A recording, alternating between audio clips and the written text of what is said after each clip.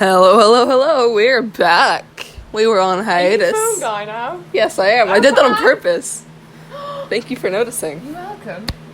Okay, so we are back from hiatus, and I am phone guy now, or phone gal, according to Day Shift at Freddy's. 3? Yep. My gay son! Okay, so, still reading the same shit show as always. The second. I tried to eat a piece of paper from the book. Yeah. She opened the book, and her first instinct was to rip out a page and eat it. Someone help this child. That is not how you consume information. You may be the consumer, but that does not mean you eat it. I mean, technically you can because you bought it, but not how you read on. This destroyed my entire being. My voice may give out because I was reading a story to her earlier and I could not even pronounce vape. I said vope earlier. Yeah, she's obsessed with Julian. So, yeah, that's gonna be fun. Who's your favorite person? Julian and Dave! See? Alright. So, we're also on a really creaky bed. It's bad that I put my son behind the person I love the most. I'm sorry, Dave. That awkward moment when you're loved less than a fictional character. Alright, Charlie, you want to I start this wasn't off? even on that list. And neither was your girlfriend. Well, my son's more important. I don't know, I'm just like, I'm your best friend, and there's also your girlfriend. We're put behind two fictional characters. So, they're not fictional to me, they're my son. One's my son. I'm about to say, if Julian's your son, you went to incest, hon. Come on, Charlie. My ex was into it. Okay, Charlie was the man voice, right? Yes. No! Charlie said. The more she pushed herself to remember, the harder it got. She was she was grasping blindly. It was like oh my god, that's even worse. It was like trying to get a hold of living creatures. Oh my god! As if the memories saw her coming and slipped away. No! She tossed out fragments as he managed to catch them. The tablecloths, the red and white checkers. In my defense, it is Kurt. Why did yours not show the time? It's so sometime at 10. It's 10:40. It's not 10:40. It's 10:39. Close enough. The tablecloths, red and white checkered, and made of real cloth, not plastic. She remembered grabbing at one, unsteady on her feet, and the whole table falling down on top of her, plates and glasses shattering around her as she covered her head. Oh, that's me. Yeah, that's me. I'm her father. I'm a very nice father. Charlotte, to you, okay? I'm going to kill myself soon. I was about to say, yeah, nice father who does suicide for fun. Her father's voice seemed clearer than ever. There was a squeaky floorboard in the corner of the diner that Charlie liked to push on, making it sing as if it made music. There's a picnic table out back where they used to sit in the sun, one leg of it sinking into the soft ground. There was a song her parents used to sing in the car whenever they came home from a trip. They would burst into it when they were a little way from home, and they'd start laughing as if they'd done something clever. It's nothing helpful, Charlie said. Just good stuff. She felt a little lightheaded. She had spent so many years avoiding these memories, her mind shielded away as if from snakes. Having done it, she felt strange and a little guilty, like she had done something wrong. These are like the perfect droplets, though. You have to give me that. But she also felt something that might have been joy. In the thing she never allowed herself to think of. The memories of that time were unsafe. How dare she feel joy? You know that the main character can only feel one emotion. Depressed. That's literally the main character playing. That's all he is. He's a depressed little child that loves Satan. He's not always depressed. No. He's happy around Satan. Shut up. Yeah, that's his boyfriend. Shut up. Don't come at me in the comments. I swear to God, I'll kill you all. What comments? When we get more people watching this, I will kill you all. All 9 of us. I will come find you. More than my ex. Bob will come find you. Bob the girl, or a dude with really long hair. Dude with really long hair. Also, he has very terrifying eyes. Yes, he does. At least he doesn't have Jerry or Jenny. Wait, what? Johnny. I forgot his name. Johnny didn't deserve it.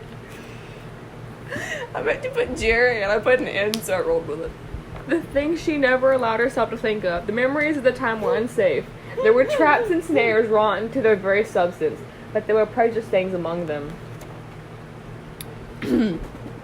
Sorry, she said.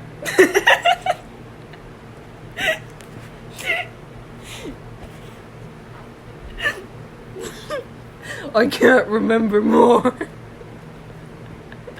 No, that's really impressive. I can't believe you remember that far back at all, he said. I didn't mean to push you, he added a little sheepishly, then looked thoughtful.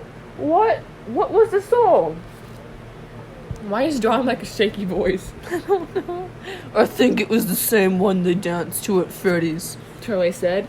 No, the one your parents sang in the car. Oh, she said. I don't know if I remember it. It wasn't really a song, you know. Just a little line. She closed her eyes, picturing the car, trying to envision the back of her parents' head as though she was still in the back seat. She waited, trusting her mind to give up, and after a moment it did. She hummed just 6 notes. We're back in harmony, she sang.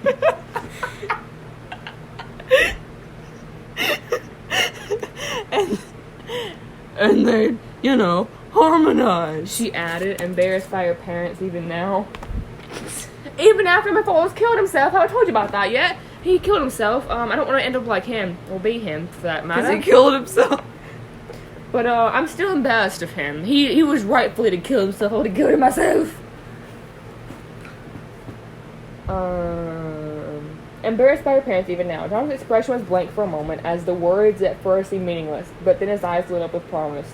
Charlie, there's a town north of here called New Harmony.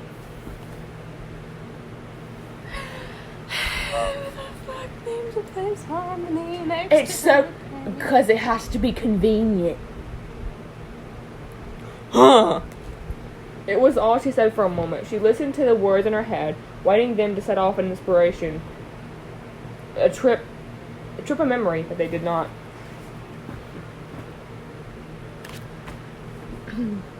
I feel like that should ring a bell, but it doesn't, She said. Sorry, I mean, it doesn't sound wrong, but it doesn't sound right either. Fuck, that was not me. Sorry, I mean, it doesn't sound wrong, but it doesn't sound right either. She was disappointed, but John still had that thoughtful look on his face. Come on, he said, extending his hand. Charlie wiped her cheek and took a shaky breath. Then looked to him. She nodded with an exhausted smile and got to her feet. Should we wait for everyone to wake up? John said as they emerged in the parking lot after a brisk walk back. No. Charlie said with unexpected.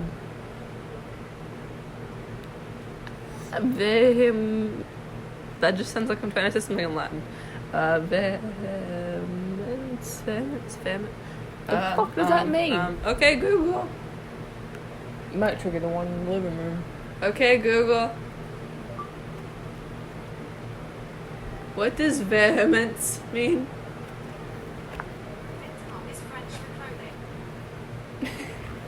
I didn't say anything in French. It's not French, I'll tell you that right now. Oh,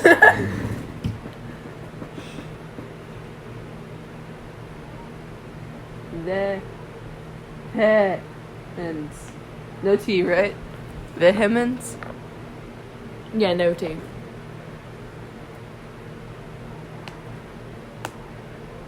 Violent. You could just say fucking violent. Oh my god. And it's English. Big ass words. Well, no, it's Latin. The English version is violent. So. Why is she using fucking Latin? You think they're gonna know what this means? Her audience is fucking what's funny young is adult. What's funny is I said that it sounded like I was trying to say something in Latin, and it actually was. We could. Be my guest with the holy highlighter. You mean the hateful highlighter? Holy. We call it Hateful. holy. A calls it holy, so we're calling Well, it whatever we holy. highlight is hated, so it's the hateful highlighter as well. Charlie. I don't want everyone there for this. She added in softer tones. Tones?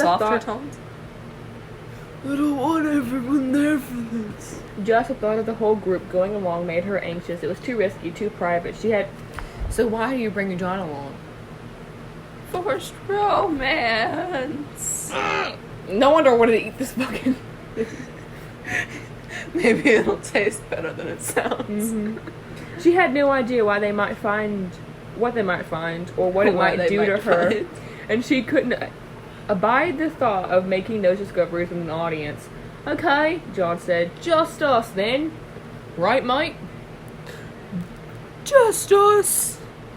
Charlie went inside to have their car keys, moving slowly so not to disturb the others. As she was heading back to the door, Jason stirred and opened his eyes, looking up at her like he wasn't quite sure who she was.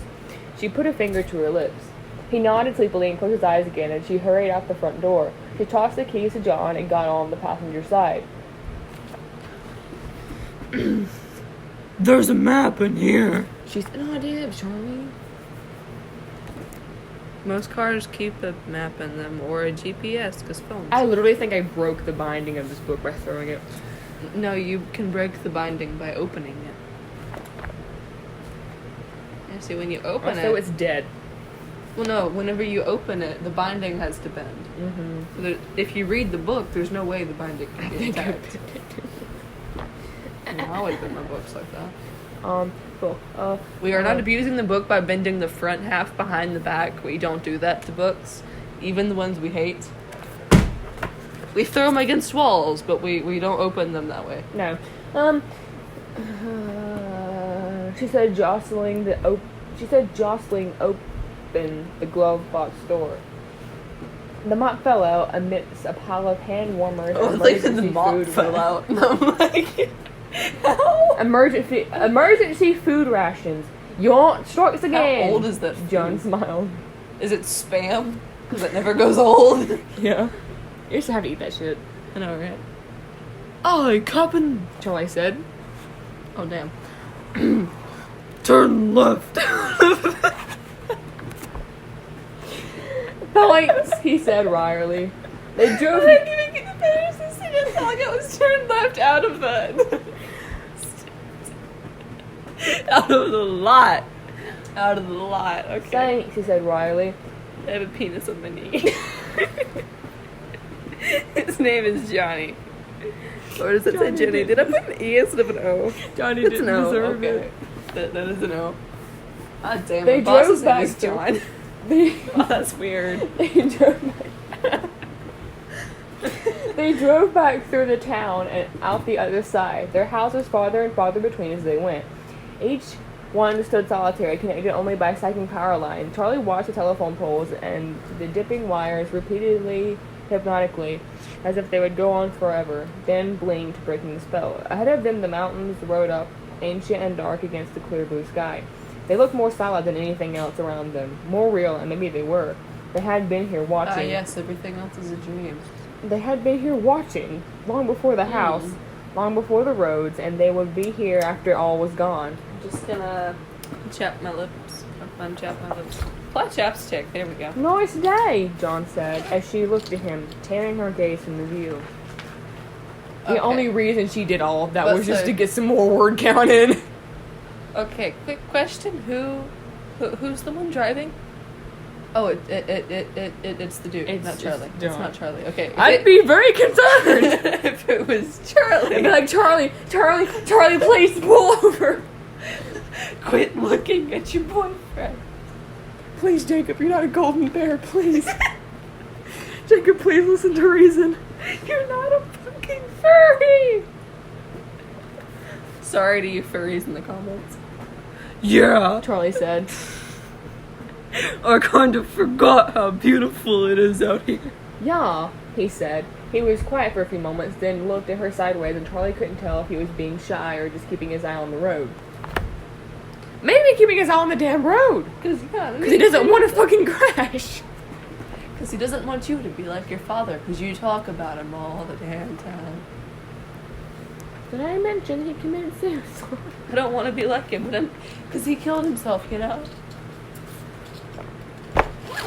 He left me all alone. Did I tell you about it? He killed himself. I don't want to be like him. Did I tell you about it? I haven't done that for the 14th fucking time. Every couple pages she has to tell someone because she's gonna forget. I forgot my father committed suicide. Did I tell you my father committed suicide? I don't want to be like him. Yeah, he committed suicide. I'm sorry.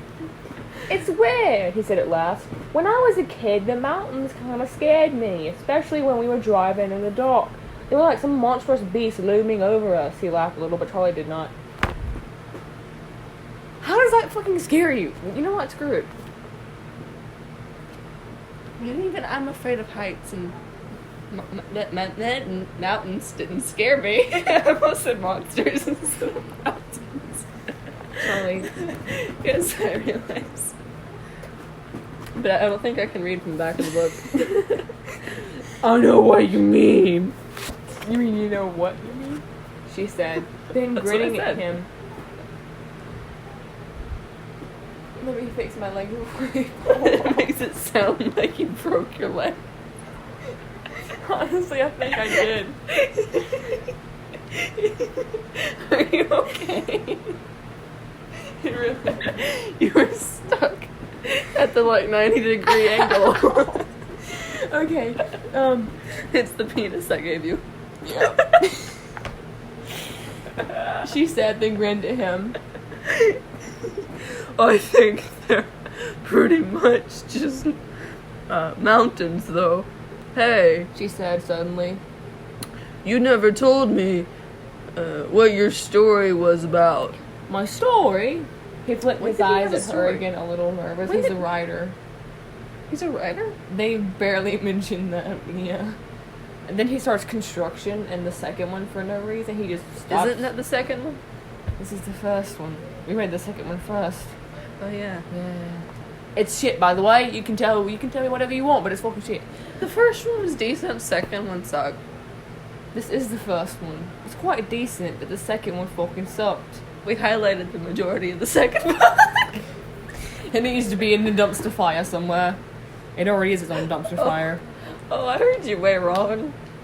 My brain did not process that part as English, and it thought that the dumpster fire was like one word and like a state for some reason. He flicked his I'm eyes. tired, man. He flicked his eyes at her again, a little nervous. Yeah, you said you got a story published. What was it about? I mean, it's just a little magazine, just local, he said, a little A reluctant. story versus a magazine. Honey, you're exaggerating. Charlie waited and finally he continued. What was it really, man? Just remember Jacob. It's called... No, please. It's called The Little, Yellow House. It's about a boy. Jacob, please. You're Listen not to going reason. there. Listen to your father, please. Listen to daddy. He said. I am your sugar daddy now. He's... Dave, what is wrong?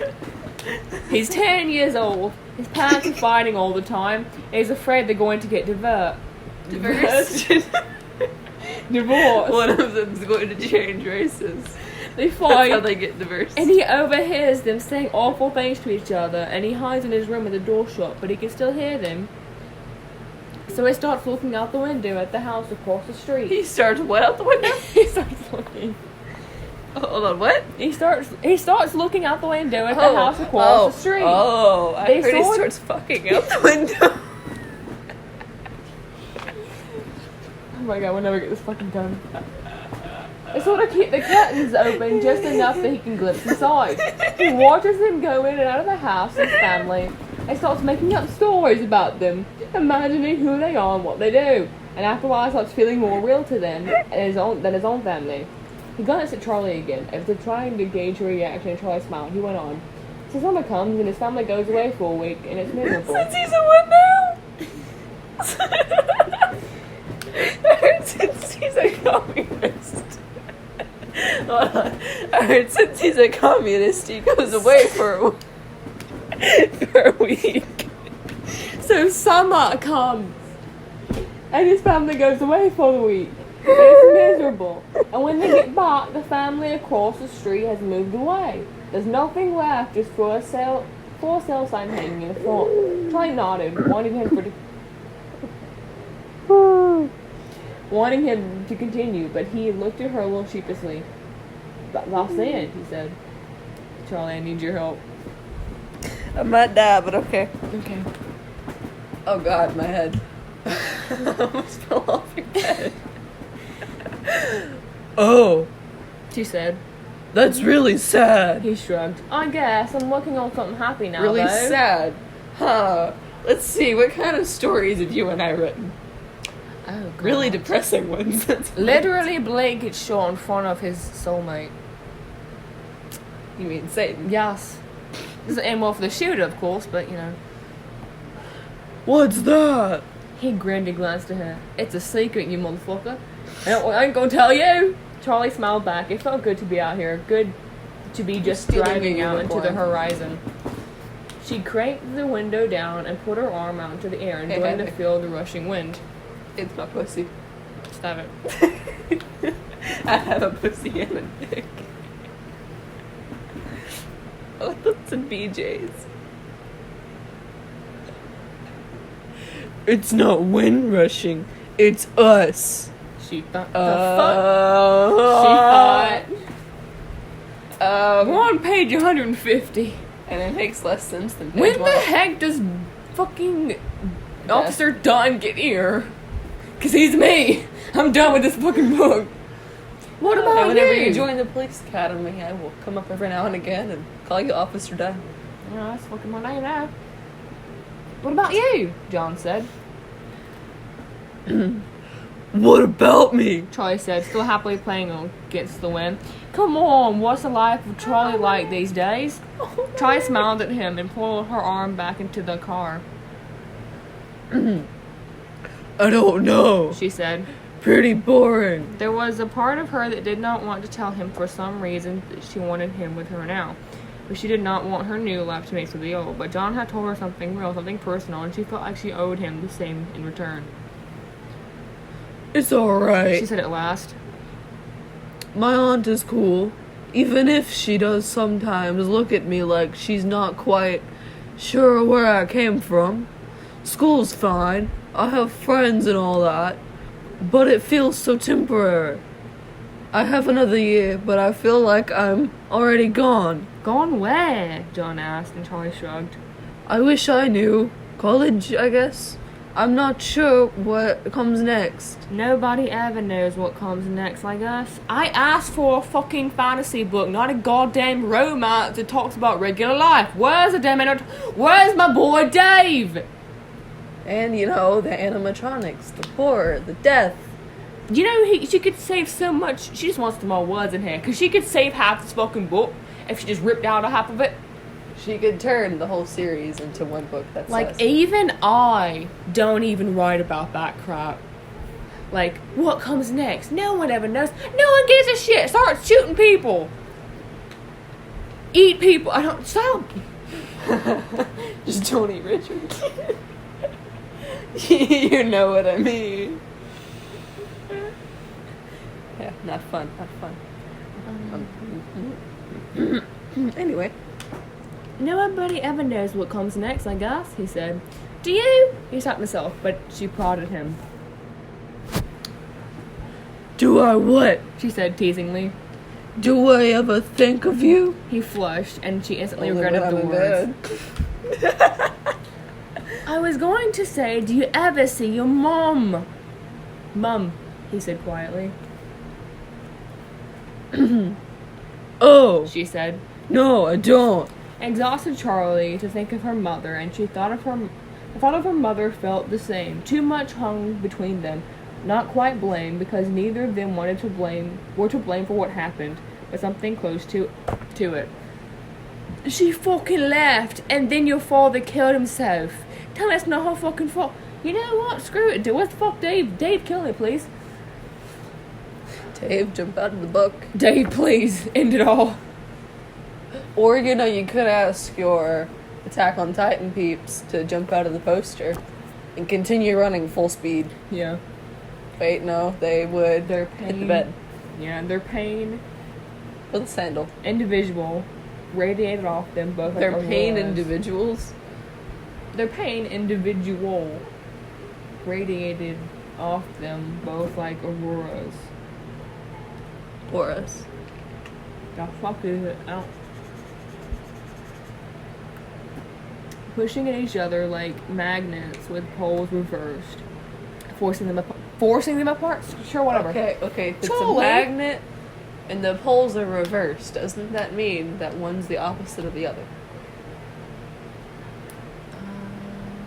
Oh, yeah. That means they're both connected. Uh-huh. She got her fucking poles wrong. If they're the same pole, they go away. If they're opposites, opposites attract. That's what we were taught with magnets. She doesn't And- remember that, apparently. Trolley! John was I mean, all saying you gotta her remember name. is, like, what? 2 words? Yeah, and she looked over at him. Sorry! She said, I drifted for a I second. thought I said you got gay, my music. I was like, the fuck? You got any music in this car? He asked, and she nodded. Eagerly, seizing Sieging Seizing the Laying diversion. you under siege, huh? She bent over, picked up cassettes scattered on the floor, and started reading labels. He made fun of her tape. She argued back, and after some playful bickering, she shoved the tape into the player and settled back against the chair out the window. You shove it in there. This is your personal tape. Fuck. I don't even know what I'm doing to your poor unicorn. Welcome, new entrepreneur, to Freddy Fazbender's Pizzeria. We know who you are and what you want. That's what I want. I'm kidding. Wait, no, even better. That's what I want. She took the tape in the player and settled back against there at the window. I think this is where the map usefulness ends. John gestured to the road ahead. The whole area is pretty much blank. I think what we're looking for isn't going to be on this map. Honey, usually maps don't have blank areas. He folded the map and tucked it neatly in the side of the seat, craning his neck at the window to see what they were passing. I mean, they have a line that they end at, but they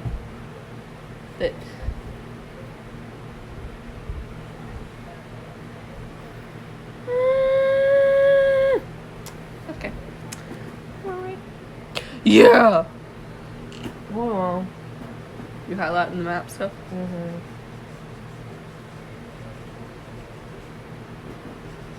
Okay. If I fall, you're free to laugh. I'm just trying to pop back. She said. It looked like they had returned to civilization. Single houses littered the fields and dirt roads branched off in all directions. The landscape was mostly bushes and short trees. The whole area regret. nestled. I can't get up. The whole area nestled between rows. Get up.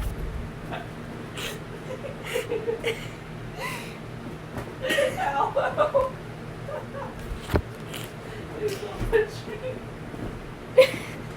We've got some technical difficulties. Oh, shit. Oh, that was cute. Oh, God, not good. Oh, God.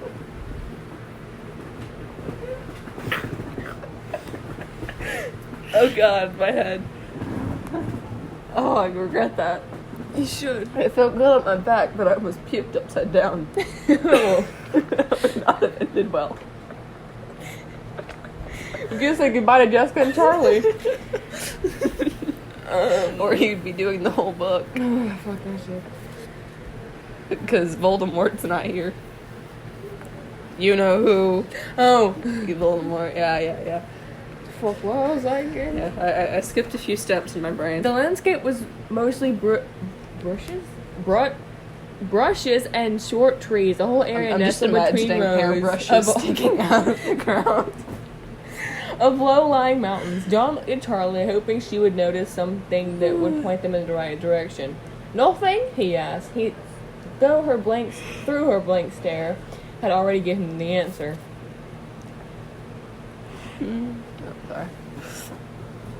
No, he said plainly. She didn't want to elaborate. Their house became fewer and more scattered. The fields of dry brush seemed to stretch wider, giving the whole area a feeling of desertion. John found himself glancing over at Charlie at short intervals, waiting for a signal, half expecting her to tell him to stop and turn around. But Charlie just stared into the distance, her eyes fixed on nothing, resting her cheek in her hand. Let's go back, she said finally, sounding resigned. We must have missed something, John said. He slowed the car, looking for a spot to make a U-turn. We missed a lot back there. Maybe it's down one of those dirt roads. Charlie laughed.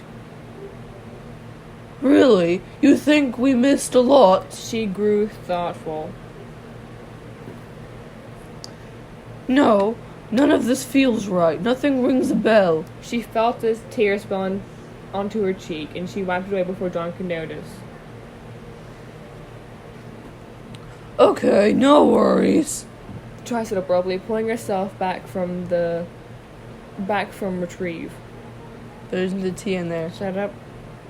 Reverie, I think. Let's grab a bite. Oh, just fuck, you me. And me. Let's grab a bite. Just you and me. John smiled, still checking his mirrors for a place to turn. Second. If that's John speaking, and that's Charlie speaking, either A, we misinterpreted who's supposed to say that. No, I think Charlie says that. Yeah. Otherwise, that'd be a huge mistake that the author and editor did not catch. There's no editor. Oh, yeah. So they wouldn't even catch that anyways. Yeah. Eek. Charlie shivered, then stopped. Then something caught her eye. She almost jumped in her seat, sitting straight up. Stop! She shouted. John slammed on the brakes, and this car skidded, dust billowing off all around the car. When they stopped, Charlie sat silently as John checked the rearview mirror, his heart racing. Are you okay? He said, but Charlie was already out of the car. Hey! He called after her, scrambling out of his seat belt and rushing to lock the door behind him. Charlie was running back towards the town, but her eyes were on the field beside the road. He caught up quickly, trotting alongside her without asking questions. After a few minutes, Charlie slowed and began shuffling her feet on the ground, peering down as though she had lost something small and vulnerable in the dirt. Charlie, John said. Until this moment, he had not thought about what they were doing. It was an adventure, a chance to be alone with Charlie, drawn off after a clue. But now she was starting to worry him. He brushed his hair from his face. Charlie? He said again, his voice touched with concern. But Charlie did not look at him. She was intent on whatever she had found. Right here, she said. She made a sharp turn towards the edge of the road, where something protruded and snaked across the ground. John knelt carefully, brushing some of the loose dirt with his hands and exposing a flat little beam. He kept going and uncovering a track that stretched across the road and went off into a field in both directions. It took him a moment to speak, but it was as though the earth itself had to try to conceal it from them. Be careful, he thought, with a mirror pang of alarm, but he brushed aside the feeling. I think we found your tracks, he said, looking up at Charlie, but she was nowhere in sight. Charlie? He took a quick look up and down the road, but there was no cause. Charlie! He called again, waving the dust away from his face and racing up to catch her. When he reached her, he hung back a little, afraid to disturb her intense focus. With a cluster of trees up ahead, gathering together as though around a campfire, tall and short or thick and scraggly, Charlie dragged her foot along the track as she walked, that it might vanish if she teased to touch it. Was that an old station? John asked, squinting and blocking the sun with his hand. It was a long building, nestled in the trees, its color blending with the small grove, making it difficult to spot. The tracks veered away, heading off towards the mountain, and Charlie stopped, dragging her foot along them, letting them go. John finally caught up, and they walked through the dry grass together towards the grove of trees, not far away now.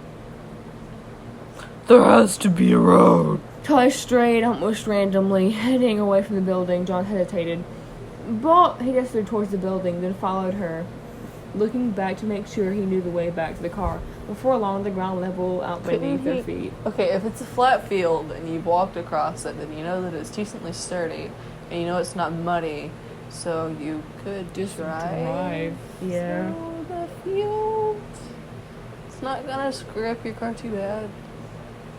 Unless you have a puny ass car.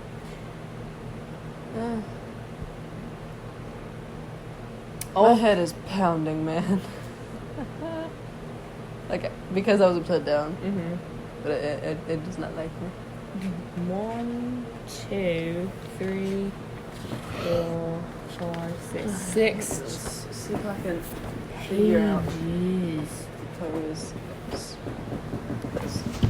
6 pages until chapter 6, man. Okay. That's a lot. For a chapter. I mean, how long is this damn chapter? Oh my god. Better than the Mist series. I mean, the Mist series had a reason for having such a long chapter.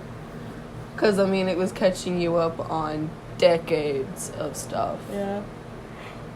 And tons of lore, because the second and third books were not planned.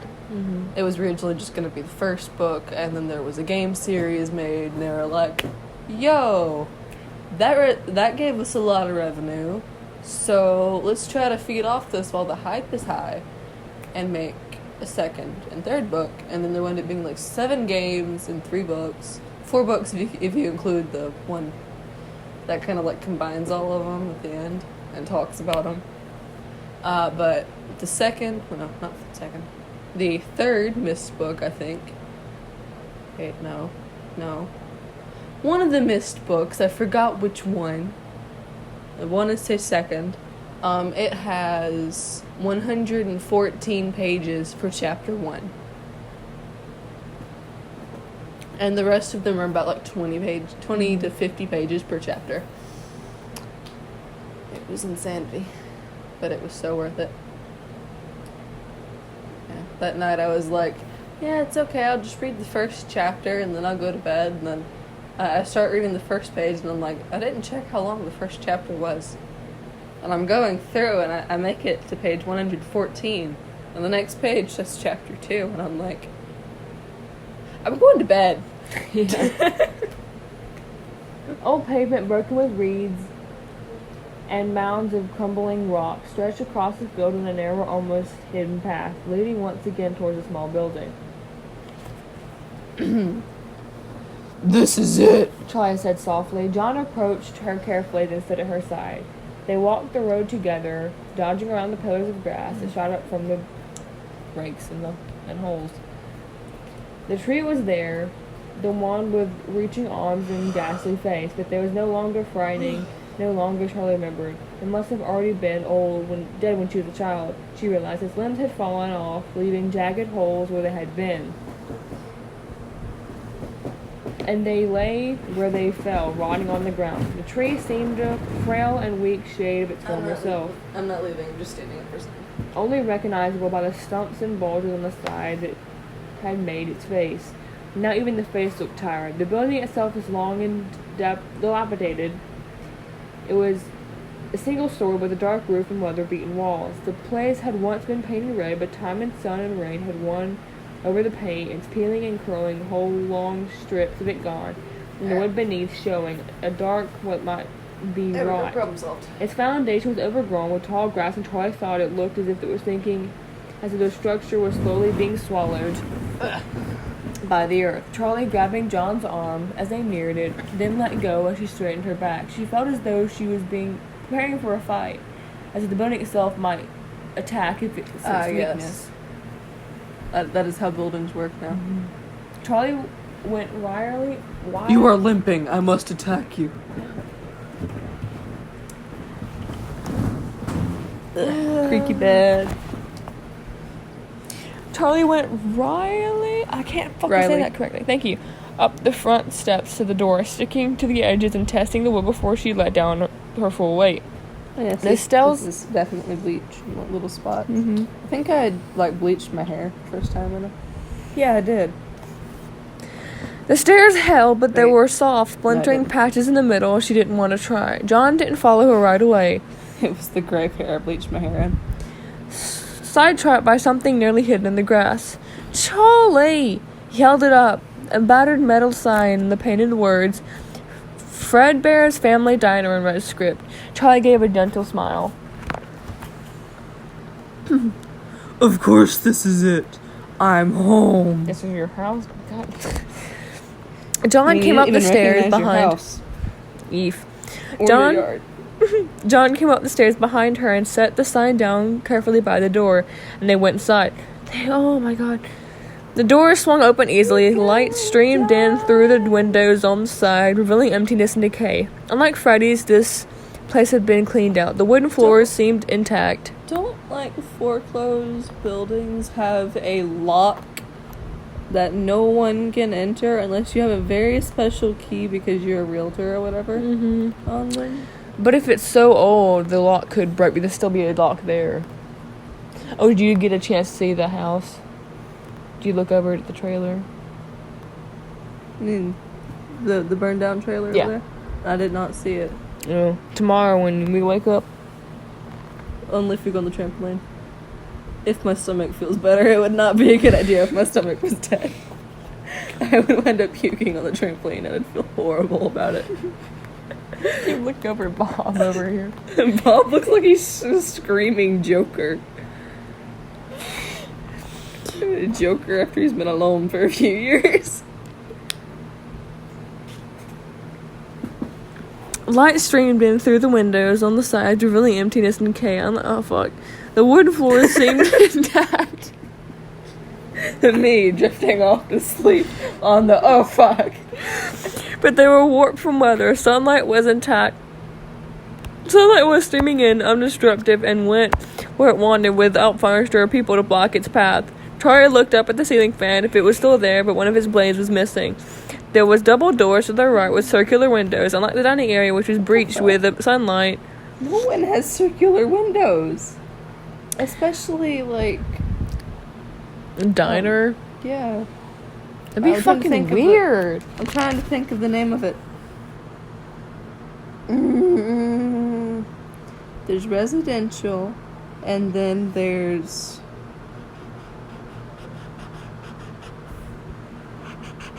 Oh god. Oh god. Oh god. I'm forgetting the word for it. It's gonna drive me nuts.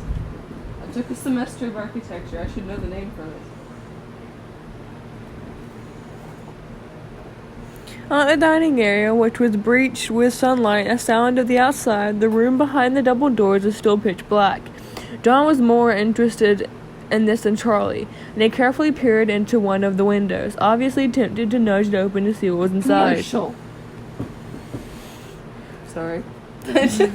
Charlie left him to his curiosity and walked farther into the dining room, out and yelled commercial. which she only knew as the dining room through memory. Now it was a vacant and a lonely room stretching along and narrow, or at least 50 feet, going darker as it went. There was a slight elevated stage at the end of the room, and Charlie realized as she looked around the place that had probably once been a dance hall, and the long desk by the entrance that her parents had used for a cash register. Home, you should know what room was what. Had probably been a bar. She went up.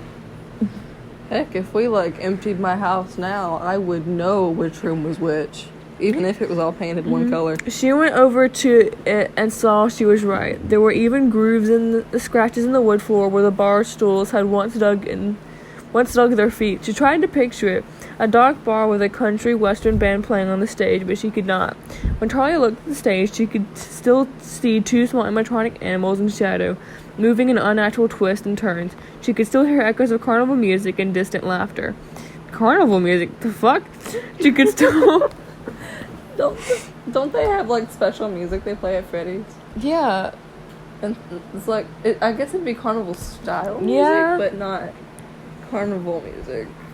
She could still smell the cigarette smoke in the air. She hesitated before going further. Yep, sounds like the 80s? Yeah. She tried to catch a glimpse of where John was. As if the ghost she remembered might linger on the stage. Really cool rock songs. And death.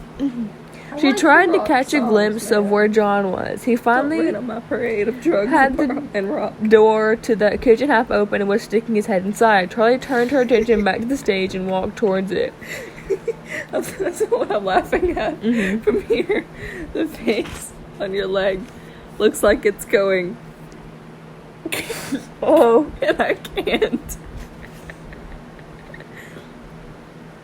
Across the creaking floor. Even the smallest sound was deafening, accompanied by the faintest whistles as the wind whipped through the cracks in the windows and the walls.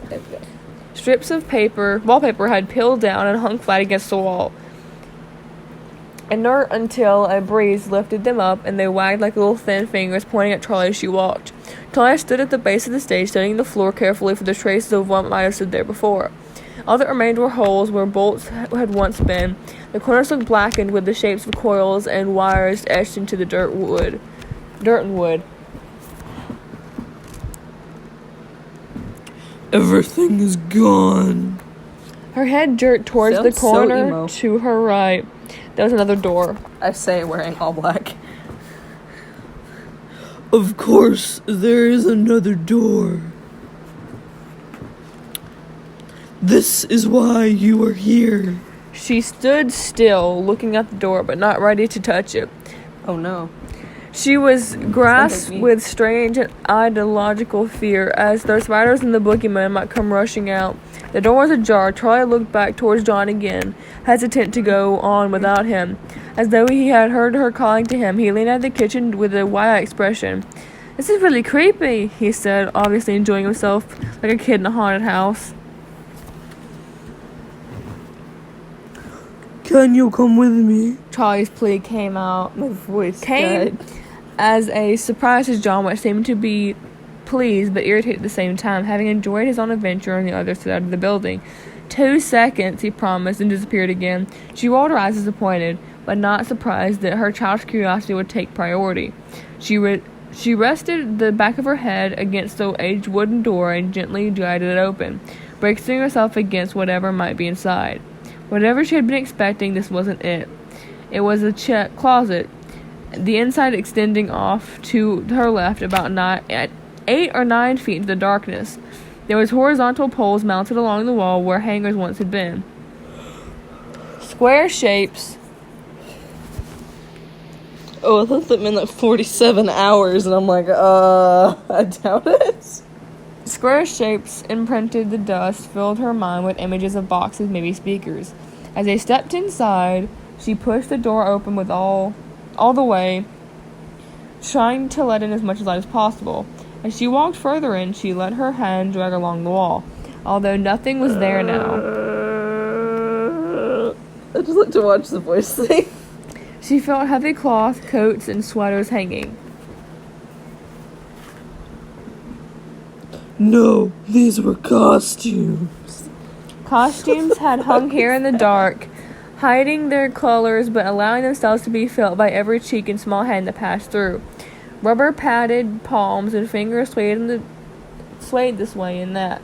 Reflections on false eyes passed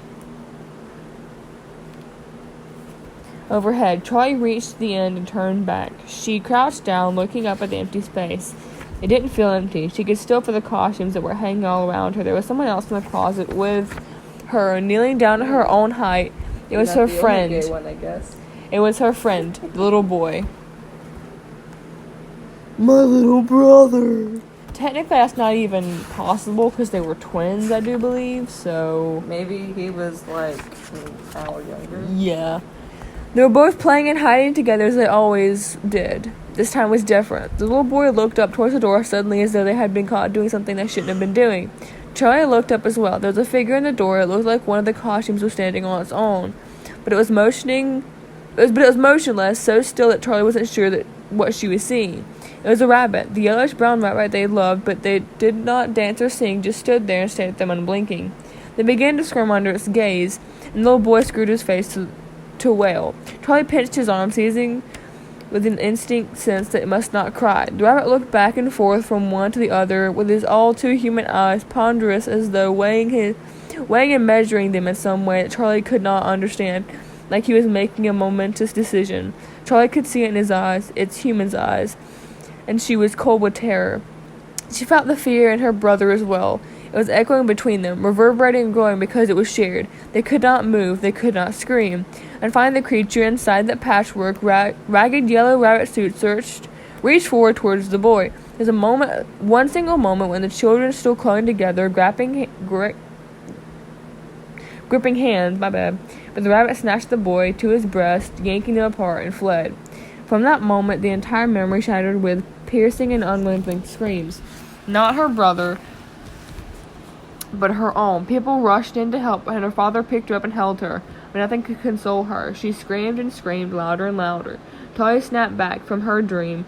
The sound was still high and painful in her ears. She was crouched in down silence. John stood at the door, not daring to interrupt. She did not remember much of what happened next. Everything was dark. It was all a blur of images and facts she had pieced together later, though she might remember it and the others might have been imagined. She was never in the restaurant again. She knew her parents shuttered the doors immediately. They moved to the new house, and Charlie's mother left after a while after that. Charlie did not remember her saying goodbye, although she knew her mother must have. Her mother would not have left without saying goodbye, really. But it was just a loss in the midst of time and grief, like so much else. She remembered the first time she stood in the doorway of her father's workshop, the first day they were alone and everything. The day he began to build her mechanical toys, a little dog who tilted its head from side to side. She smiled when she saw it finished. Her father looked at her the way he would look at her for the rest of his life, as though he loved her more than life itself, and as though his love made him unbearably sad. She knew even then that something inside him had broken, something that could never be repaired. Sometimes he looked right through her, as if he couldn't even see what she was standing right in front of him. Her father never spoke her brother's name, and so Charlie learned not to speak it either, as though speaking it would send them back to that time and unravel them both. She woke in the mornings and looked for the little boy, having forgotten her dreams that he was gone. When she turned to where he would be and saw only her stuffed toy, she would cry, but she would not say his name. She was afraid to even think it, as she trained her mind to shrink from it until it truly forgot, but deep inside she knew it. Sammy. A rumbling sound arose low, like a train passing, and Charlie startled.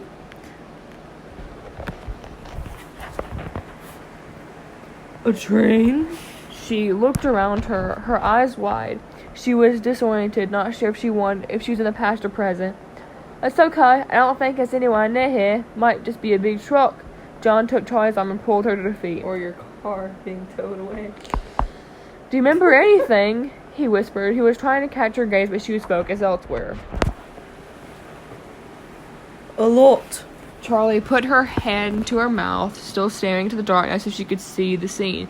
John's hand on her arm was an anchor, and she clung to it fast. This is real. This is now, she thought. She turned to him, seized by a fierce gratitude that he was with her. She buried her face in his chest if his body could shield her from what she had seen. Then she let herself cry. John hugged her tight, one hand on her head, cautiously stroking her hair. They stayed this way for long moments. At last she calmed, her breathing deep and even again. John loosened his grip on her, and as soon as he did, Charlie stepped back, suddenly aware of how close it had been. John's hand was still suspended in midair from where Charlie had been. After one more shock, he lowered one and used the other to scratch his head. So, he hoped for an answer to fill the silence. a rabbit. Charlie said calmly, looking towards the doorway. A yellow rabbit. Her voice became graver as the image was still fresh in her mind.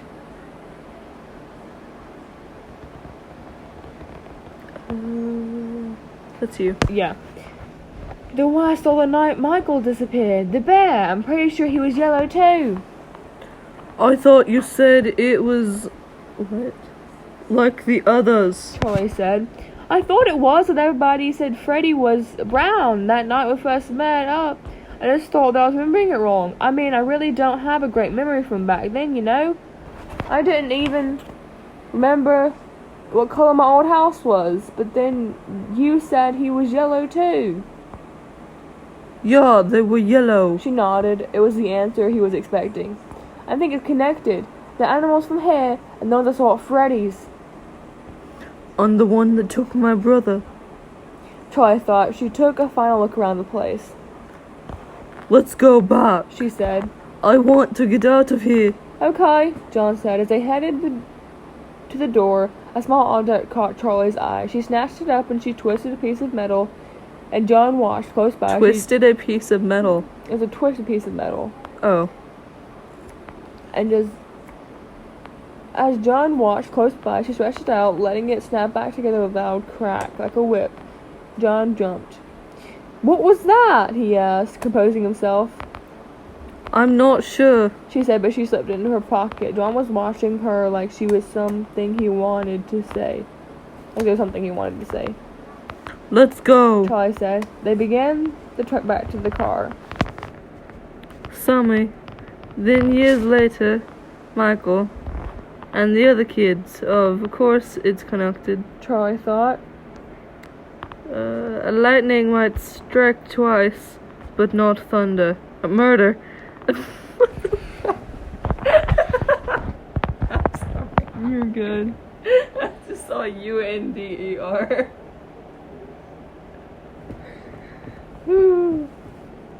Can you drive again? She asked after a long period of silence. The only sound so far had been their shoes crunching again through the dry grass. Yeah, of course, he said. John managed to get the car turned around in the constricted space, and Charlie settled against the window, her eyes half closed already. She watched the trees fly by outside her window, and she felt herself beginning to doze. The metal object in her pocket was digging into her leg. My brain. For some reason, my brain thought the correct term for the past tense of to doze off was to dies off. And I was like, isn't it dies? Wait a minute. I wish you would just die off. She began to die off.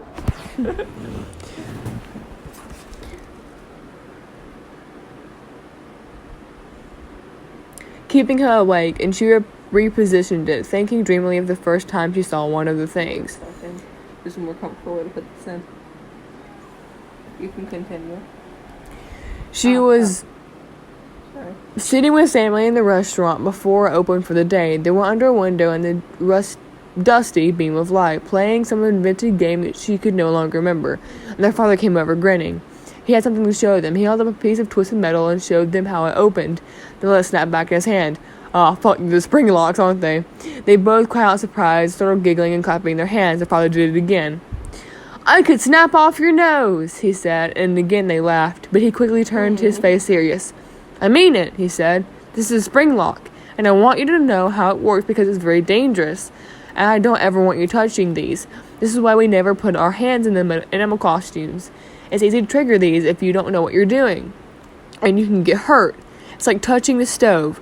Do we ever touch the stove? They shook their heads with solemnity beyond their years.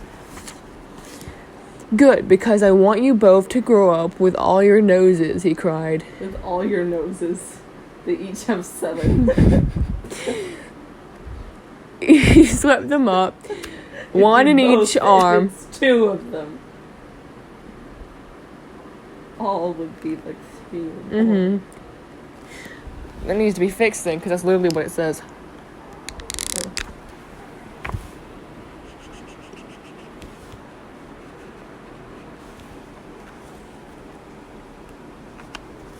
Alright. I fixed it. It's on backwards, but it's a ton more comfortable, and I don't have another earring that's smaller, but Spinning them around as they laughed. Suddenly, there was a loud snap. Charlie dozed out of sleep. What was that? What was that? John said. The car was off. Charlie looked around. They were back at the motel. Charlie took a moment to reorient herself, then gave a reluctant smile. Thanks for driving. What were you dreaming about? John said. You look happy. Tori shook her head. I don't remember. I forget my dreams that quick, so. Chapter 7. Like, I wake up and I'm like, what did I dream about? And then the more I think about it, the more I lose it. How long have we... 8. So we've been recording for over an hour. 12. By just a few seconds. 15 pages. It is 11:36. You want to stop for today? I don't know. I'm quite tired, but I'm always tired. I don't know.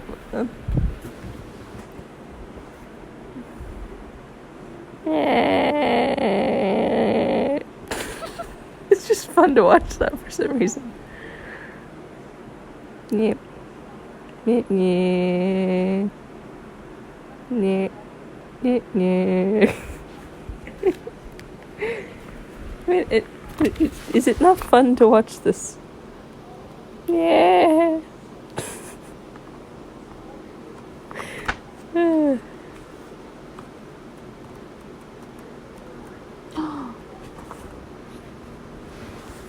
What?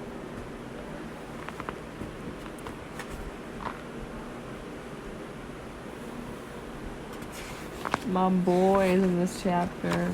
Oh, Dave? Nice. When does he show up, though?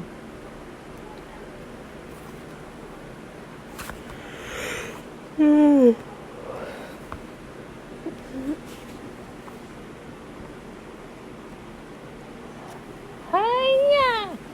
You actually jumped. I kicked you in the face with your unicorn. That just sounds weird. It sounds like I'm on drugs, but it's actually what happened.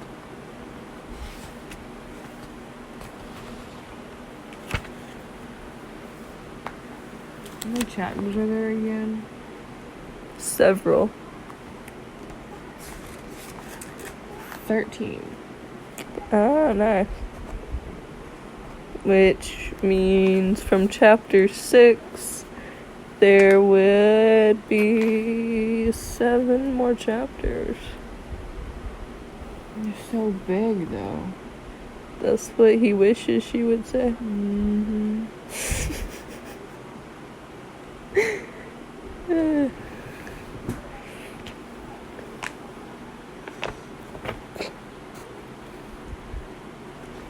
I mean, part of me is glad you don't work with me because whenever I'm on Pi board, the puns I make, you would kill me within like 5 minutes because I get to make all those puns again because you haven't heard them. Like the, hey, look at my sausage.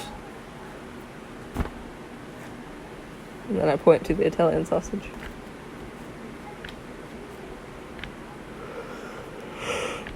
You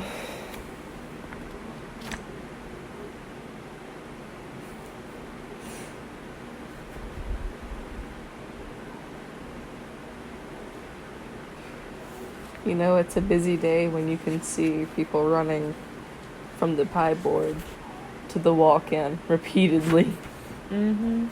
Mostly to get cheese. We've run out of cheese really fast. Even though whenever you grab some new cheese, it comes with 4 bags of it in that box. That's the smallest amount you can get. And those bags are like this big. It is insane.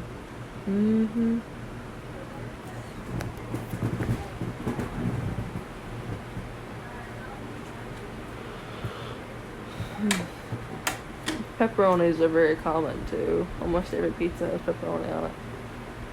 And those things, whenever they're heated, turn into like pockets of grease. Which I should know, I've been burned by it. I'm usually on landing, not pie board. I gotta. The urge is too strong. I can't reach it. Oh, yes.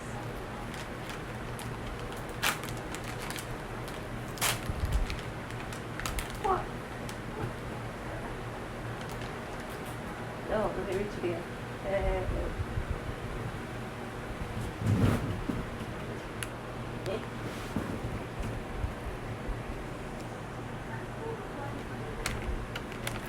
Did you get the animal crackers? Mm-mm. The little muffins? Mm-hmm. Okay, I thought you grabbed the animal crackers. Mate, I will fight you. We agreed. Nutella and animal crackers for 3 a.m.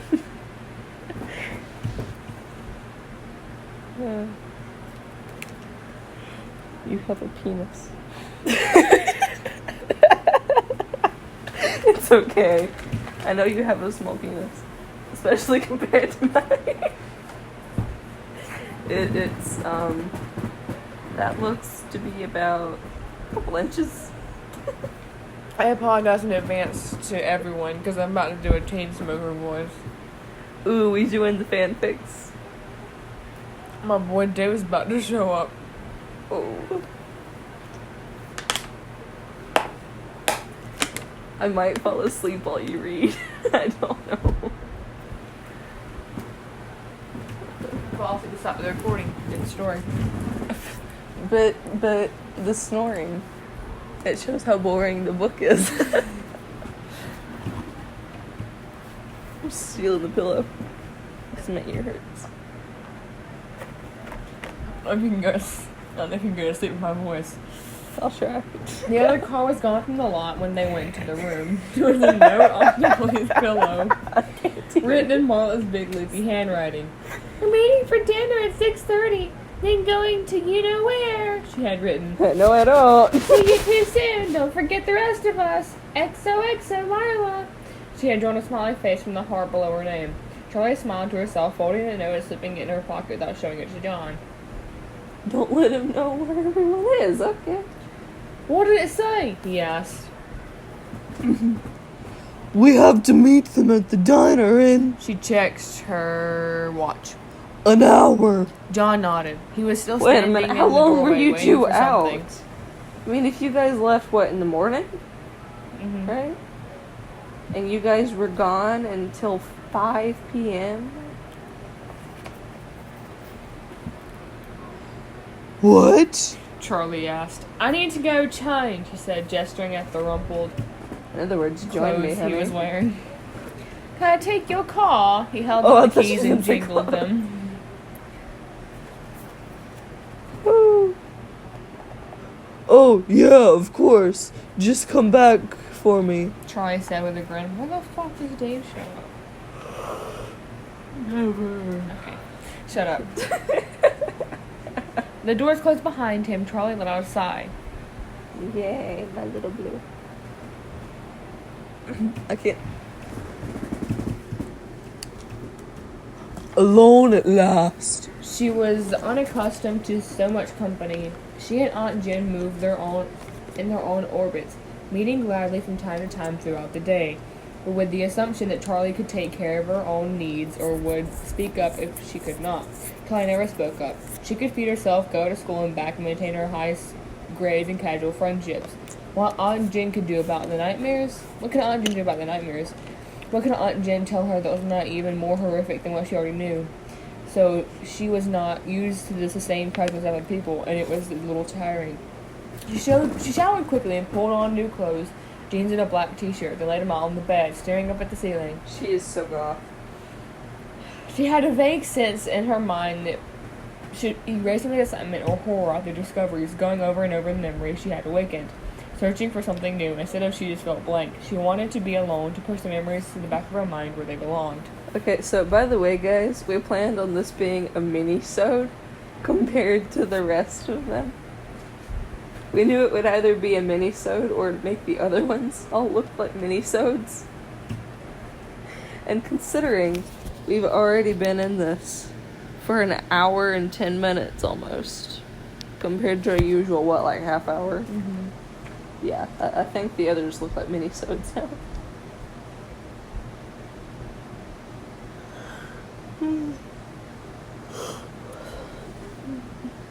It's like she just felt blank. She wanted to be alone, to push the memories to the back of her mind where they belonged. After what seemed like only a few short minutes, there was a knock on the door and Charlie sat up. Checking her watch, more time had passed and she realized it was time to leave. She let John in. Oh, wait. I have to put on my shoes, she said. She looked up at him as she nodded at the laces. He had changed, this time into jeans and a t-shirt, a contrast to the formal clothes she had gotten used to. His hair was still wet, and there was a little something fresh and bright about him. She smiled. "What?" he said when he noticed. Nothing. She said. You still look dirty. She joked as she pushed past him. They got into the car. This time she drove, and they reached the diner. Charlie turned off the engine and hesitated, not moving to leave the car. John, she said. I don't want to tell anyone about Fredbear's. But he stopped himself. Yeah, he said. I think we need to forget this is your life and not just some adventure. It's fine, I can keep a secret.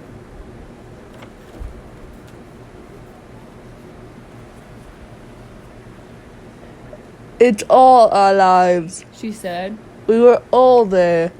We can tell them later. I just want some sort of... wait. I just want some of it out for myself right now. You got it, he said, and she looked a little pleased. Charlie knew why. Had been a secret between them, something she untrusted only to him. When they went inside, everyone was already halfway. Romance. Through dinner, Charlie realized with a sharp pain that she had not eaten all day. She had found herself suddenly starving. The waiter spotted them as they sat down and came over immediately. They talked immertently. Jason, Lamar, and Marla had gone to a movie. Every time you say Lamar, all I can think of is my engineering teacher. And Carlton and Jessica had played a video games at his house. Their conversations were cursory, just filling the time as they ate. Charlie barely listened. My face. Charlie barely listened, as she had a feeling that even though to those who were talking were paying little attention to their own words, there was an agitated energy among the group. They were all just waiting, their minds ready to focus on Freddy's. I'm alive, stretching. You ready to do Jessica? Are you ready to hear it? What about you two? Jessica asked, looking at Charlie and John. Yeah, what about you two? Charlie. That voice. Marla echoed with a twinkle in her eye. We just went for a drive, John said quickly. Got lost for a while. I bet you did! Carlton muttered into his burger. Carlton muttered. You said after screaming. Even though his mouth was full.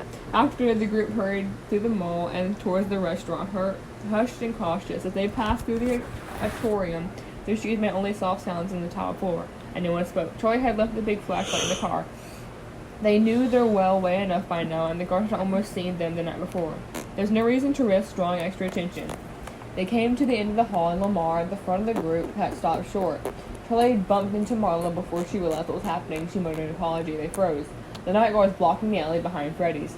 His arms folded across his chest. He had no flashlight, and he had been invisible, hiding in the darkness until they were almost upon him.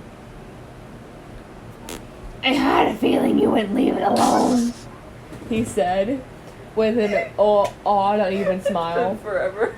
Marla whispered something unpleasant under her breath. I would have you arrested for trespassing, he said. Saw you here last night, but couldn't see where you got to. I guess now I know, he added with a smirk. There's something about almost immediately off-putting about the man. He was tall and slightly too thin for his uniform, which bagged at the shoulders and waist, as if he had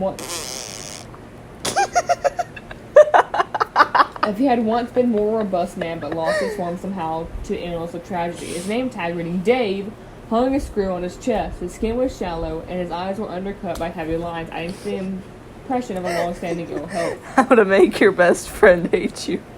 Boop their nose and blow a raspberry at the same time. What are you all doing back here anyways? He demanded. You kids partying? Drugs? I could have you arrested now, you know. Orgies. Charlie and John glanced at each other. We're sorry. Lamar said quickly. We'll go. We don't have any drugs. Says who? Says you? The guard wore an odd expression. His words were harsh and fast. He seemed not to be responding to what they were saying. Weirdest dream I had recently. He looked angry, but his mouth kept quirking up at the corners like he was trying not to smile.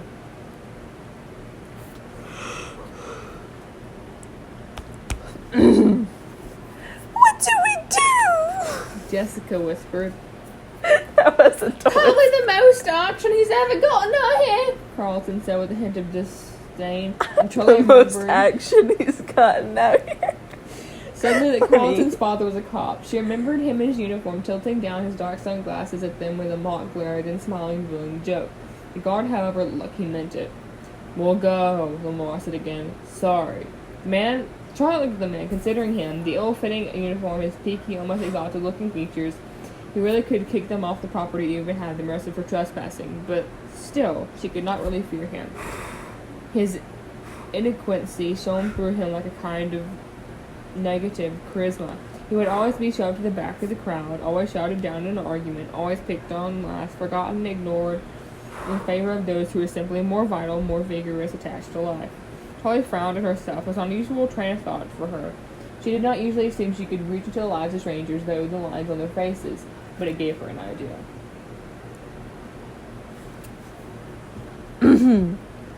Why don't you come with us? She said. We just want to explore a little bit more, then we'll leave. You know your way around better than any of us. She added, hoping that some sense of flattery would stick. And they would never come back again, Carlton said. The guard down immediately dismissed the idea, and the others quickly chimed in with their own assurances. The guard peeked at them one by one, fixing his gaze on each turn. When he looked at Charlie, she looked away, not wanting to meet his eyes, if she would be giving somewhat away if he let them look too deeply. Once he had inspected them, his satisfaction, he nodded. Sure, he said. Only because I've always wanted to take a walk in there myself. What kind of cop just like straight up agrees with possible criminals? Yeah, okay, I'll help you. He jerked a thumb behind him, and catching the surprise that must have shown on their faces, he added, I'm not an idiot. I've worked here for years. Worked in this building inside out, every night. You think I don't know what's back there? Charlie felt herself flush. She would somehow assume their discovery was unique. The guard looked down at his name tag suddenly, then pointed to it. Name's Dave, he said. I'm Jason, Jason said, a little wearily. The others responded their own names in return. They stood there looking at one another awkwardly for a moment, no one wanting to be the first to move. Then Jessica shrugged. Do I have to read? Yes. Where at? Come on! She said. She walked quickly to the scaffolding that hid in the alley at Freddy's and pulled back the plastic, revealing the break in the wall, and they all filed through, squeezing past the piled boxes. Dave hung back politely, letting them all go first. He motioned to Charlie to go ahead. I don't want you behind me, Charlie thought. She looked at Jessica, who wasn't moving either.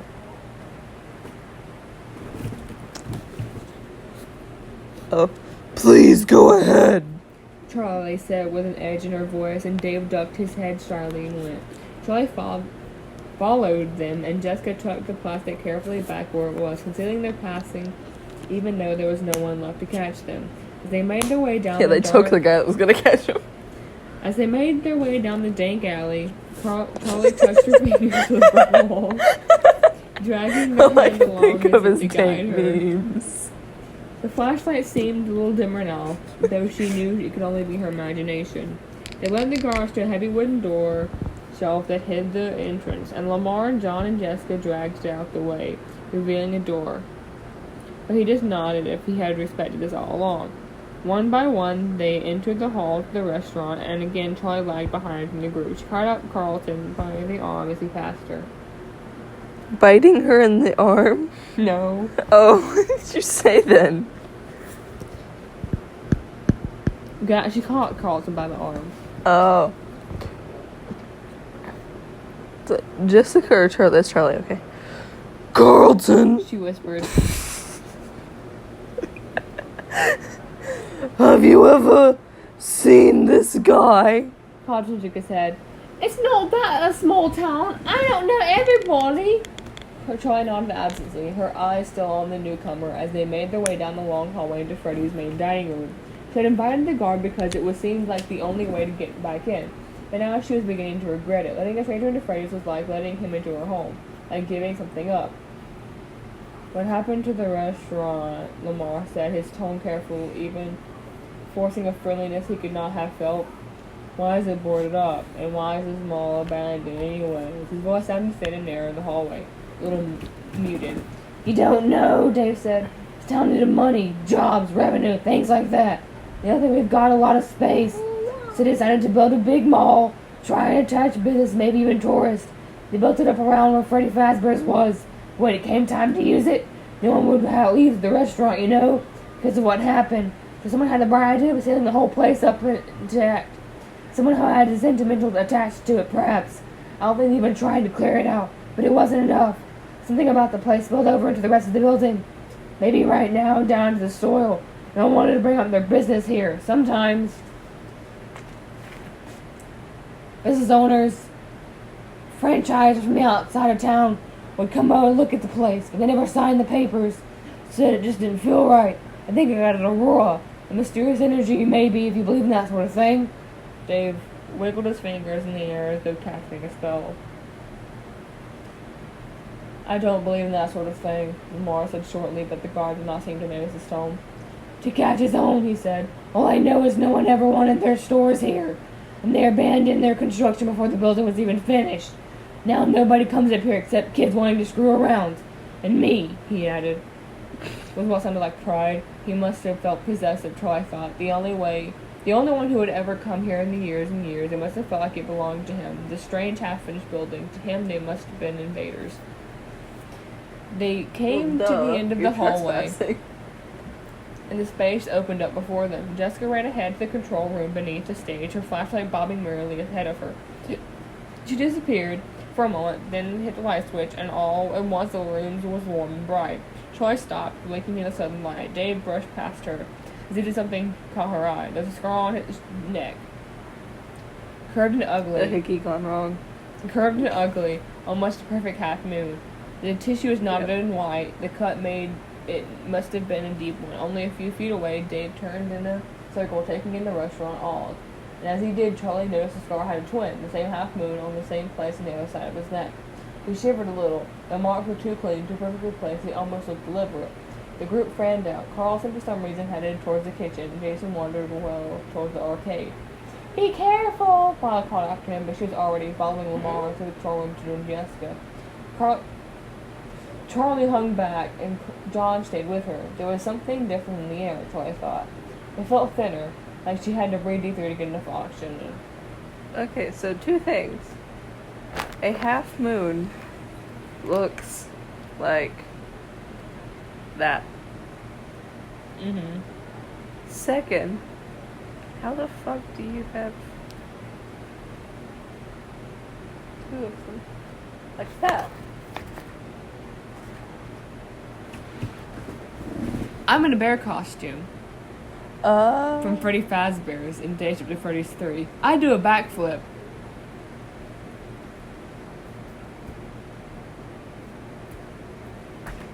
And somehow I'm not dead. Yeah, because usually that should kill you. I need a fucking kebab, old sport. I am the kebab, eat me.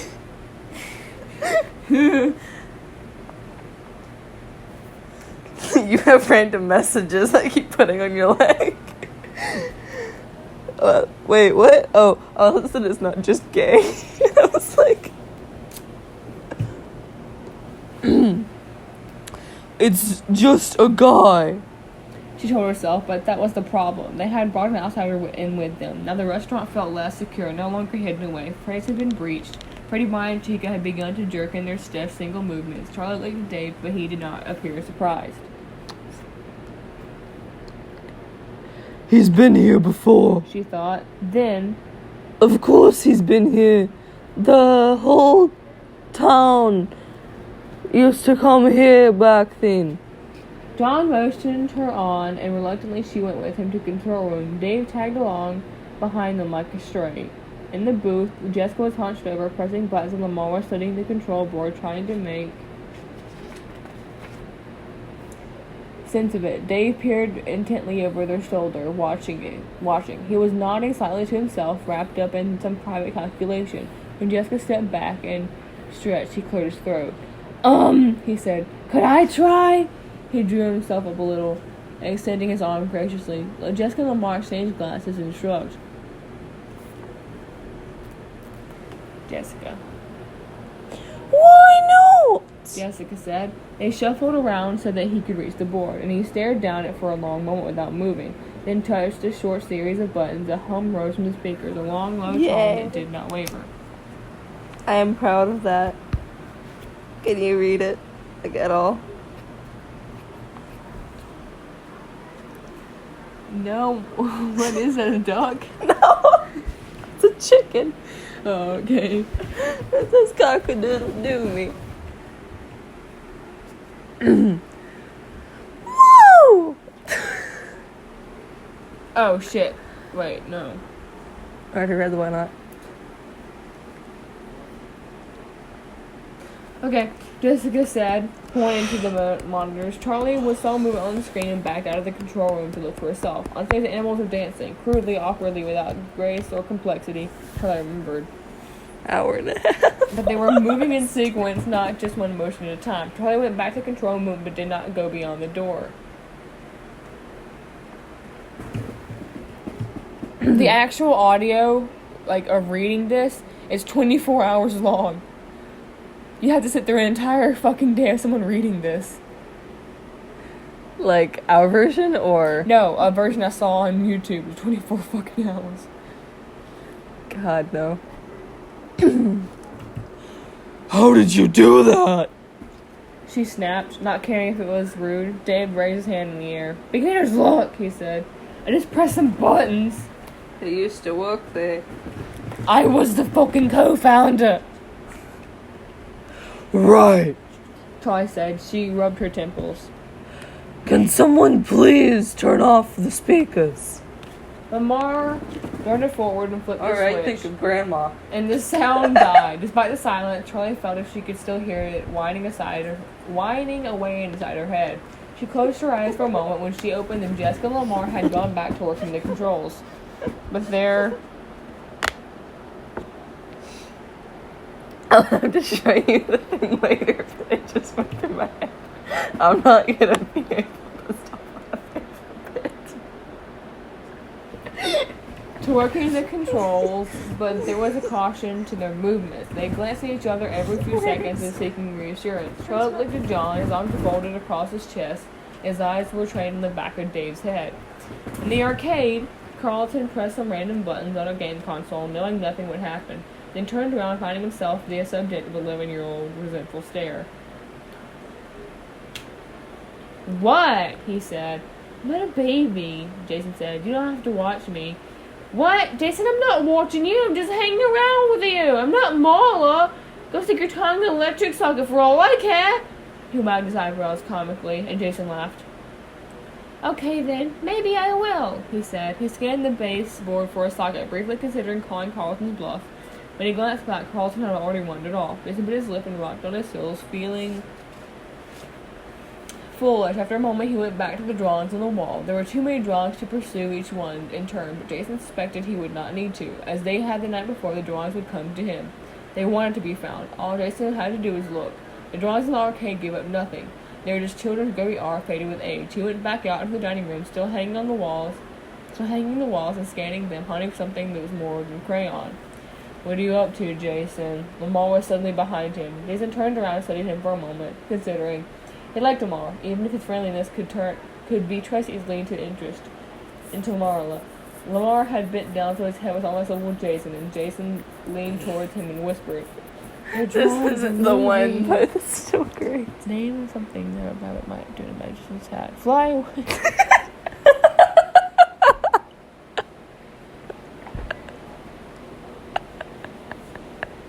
That's not the one that I was talking about. But that was just too funny not to.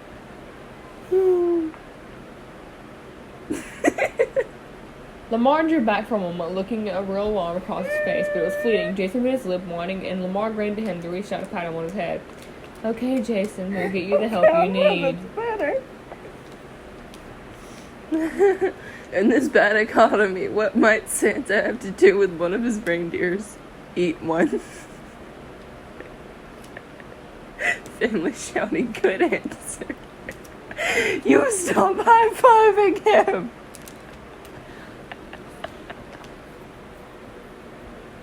Okay, Jason, we'll get the help you need, he said, heartily, and Jason laughed and slapped Lamar's hand away. Shut up, I'm serious.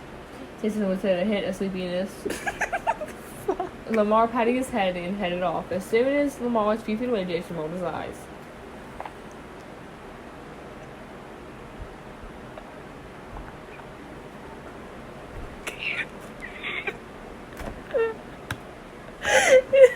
Name a noisy bird. Chipmunk. What is this girl on? Don't know, but I want some. She says it with such a straight face. Mm-hmm. She looks so determined. That damn chipmunk bird. Mm-hmm. What do you think I am? Your pet? He gave his hair a violent tussle as he should shake loose whatever Lamar had done to him, then went back to the wall, concentrating. He made his way all along one wall and was turning the corner when it happened. A flicker, just out of the corner of his eye, almost a shimmering. He stopped. Which one was it? He scanned the drawings again, going up and down the walls carefully around the place he thought he had seen movement, but there was nothing. He stared over, hoping to look at each corner and scribble. And it happened again. He seized something this time, his eyes finding the drawing just as the stream of movement stopped, and just as he did, he saw another, so brief he would have ignored it, just a trick of the light. He had not been watching for it. It was above the first and maybe 2 feet from the left. His eyes darted back and forth, trying to see both at once. Suddenly, there was a third movement, and a drawing between the two, this one more noticeable. Okay, I completely forgot what reminded me of this. Mm-hmm. But it was like what you wouldn't want to see if you entered a house. Mm-hmm. I think. Naked grandma. Name something a burglar would not want to see when he breaks into a house. Naked grandma. Naked, huh? Yep. No one wants to see that. Naked grandma. Naked. Naked what? Name something Russia is famous for. Russians. No dibs. Name something you know about zombies. Black. Oh, Black Ops. No, she just says black. This time he almost saw the drawing shift before it was still again. Sitting back on his heels, Jason looked at the 3 drawings each in turn. The crown was black, and they all looked like they had been drawn by the same kid. With two figures in the background, a child and a rabbit. Jason glanced around the room. His sister and the others still seemed to be engaged by the stage. No hesitation. Name a part of the body that starts with the letter T. Titties. No hesitation. Not tooth. Not toe. Jason glanced around the room. His sister and the others still seemed to be engaged by the stage. Lamar had gone back to join them. Jason pulled the drawing he had found the night before from his pocket. He smoothed it out, pressing it to the surface of the floor. Then slowly he peeled the linen tape out flat and stuck the paper to the wall just at eye level. He stared at the wall, waiting. Nothing happened. Jason frowned. He had been so certain these would tell him something, but they were just drawings. Name something only worn by children. Clothes. Sir? What are you wearing, sir? I'm wearing my birthday suit. It's an actual suit, if you did not know. It also means you're naked. I'm just gonna read you memes while she does whatever she's doing. Or not memes, Family Feud things. Name a game you probably shouldn't play in a nursing home. Hide and seek.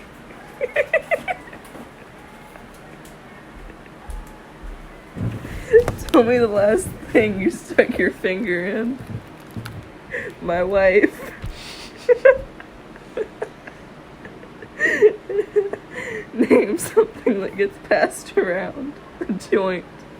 Jason frowned. He had been so certain these would tell him something, but they were just drawings. The child and the bunny stood in the middle of the paper, and one close together, and another far apart, but there was nothing that could tell a story. Oh well. He started to look over at the others again. The hazel began to move. This time he saw a ship. The crayon lines twisted and slid on the page, moving of their own accord too fast to follow. When the first stopped moving, another started. They continued one after the other until the last, the one he had just put back, was finished. Jason watched, his eyes wide, his heart pounding. But by the time he realized what was happening, it was all over. The figures were fixed in place, and now they did tell a story. In the first, the child was sitting on the lawn, and it's like a bunny appeared behind the child. And the next, bunny had snatched the child, lifting it off the ground. And the last, the child was screaming. The one about the black zombies, there was more to it. So after she says black, he just kind of looks down. He's like, they're black. It's up there. You shut up, lady. His eyes wide and his heart racing. Jason stepped back. He was transfixed. His body suddenly felt leaden, too heavy to run.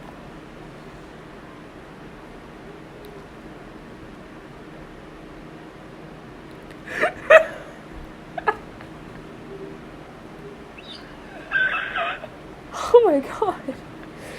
A sound arose, like wind rustling the papers on the wall. Though they hung motionless before him, the sound rushed and grew louder and louder until winds gave way to screaming. Jason clapped his hands over his ears as pages began to drip from the walls, landing with loud crashes as if they were made of something far heavier than paper. As he watched, the fallen papers turned dark red, soaking through with the colors as they touched the floor. Jason turned to run, but the path was blocked as a page tumbled from the ceiling in a torrent. One landed on his shoulder, another on his back, and then another. Then they clung to him, wrapping around him as if they would suffocate him. Jason felt his legs buckle under the weight, dropping at last to one knee. He braced himself for under the store of paper. The room began to shake violently. Jason gritted his teeth, trapped. Suddenly it was over. The red-soaked papers were gone. There was nothing on his back, and Marla had him by the shoulders and staring at him wide-eyed. Jason, what on earth is wrong with you?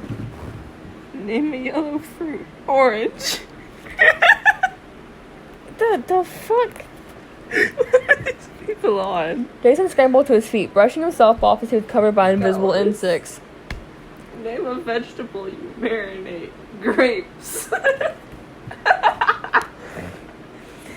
The pictures are falling on me, he said urgently, still panicked, but as he looked back at the wall, he realized that the room was silently still. A single picture had fallen from its place. Marla looked down at it, then back to her brother, and shook her head. She leaned in close and hissed into his ear. You embarrass me. She let loose her grip after a moment, her face almost blank, and walked away. Jason stumbled as he got to his feet and followed as quickly as he could, keeping his eyes transfixed on the walls as they went. In the control room, Dave had his hands on the buttons, his fingers wandering lightly over them without pressing anything. The movement took careless, instinctual, like a habit, but Charlie leaned in close to John.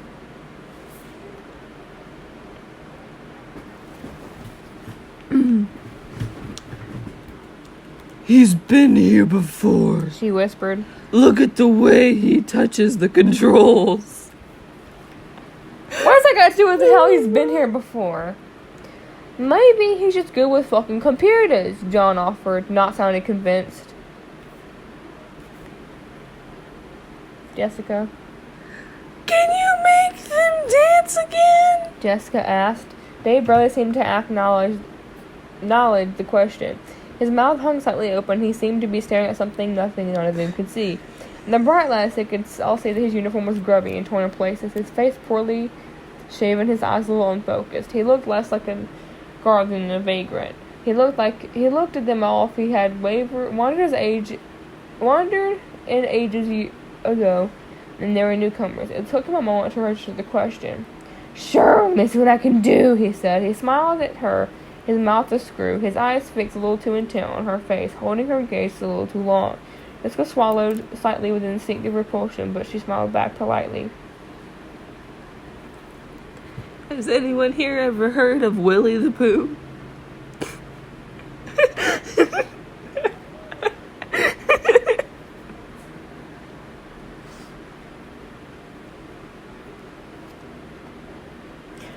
right, Dave said. I've been here a few times before. I think I can work some magic. Charlie and John exchanged glances. You've been here before? John said in a careful, even tone, but Dave ignored him or did not hear. There's a keypad to the far left of the control board that no one had touched yet, and it did not appear it could be connected to anything. Now Dave reached for it and began to press the buttons quickly if he had done it 100 times before. He gave Jessica a conspiratorial glance. For a special equation, you can request dance. He smiled at her again with the crooked intensity. Sorry, my eyes just... I'm trying. There we go. Great! Wait, no, fuck, wrong voice. As bad as I didn't even register it and just, I'm about to go on. Great! Jessica said, breathing a sigh of relief. Anything to get out of such forced proximity to the man. She looked at Lamar. I'm going to go look. Will you take over? Yeah, sure, he said, scooting forward to fill the vacancy as Jessica and Dave made their way to the show area. On stage, the lights were flashing in patterns, accompanied by the music that no longer played. And Bonnie's mouth was moving as though in a song. His eyelids closed for long blinks and then opened again with loud clicks, his glass eyes moving from side to side. One large blue hand rose and fell, strumming exaggeratedly on the red guitar whose strings had long since gone missing. Lamar, how much of this are you doing? Carlton said, subtly impressed. Not much, Lamar called back. Most of it seems pre-programmed. Where the fuck is my goddamn...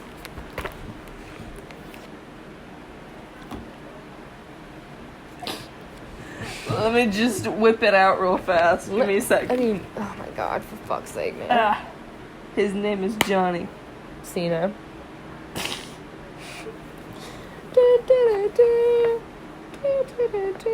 We're getting actually pretty far. Is John Cena's first name Jonathan? I don't fucking know. What time is it? 12:18. Do you think we actually finished this book? Oh my god.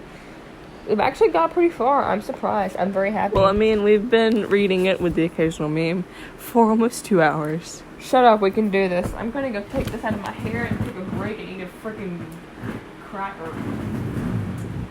Do you have saltines? No. Damn. I'll read you memes while she's... You know what I mean by memes at this point.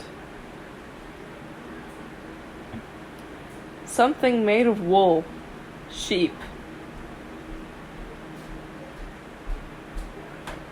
So I'm just gonna ask you this right here, as respectful as I can. If your sex life had a remote control, name a button you hit a lot. Change the channel. It's an old lady.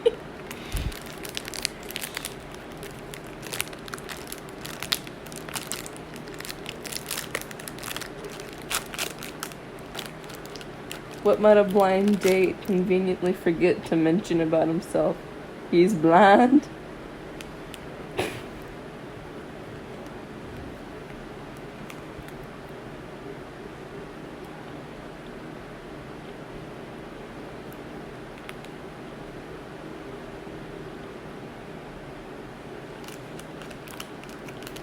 See, what's bad is my first thought was gum as well.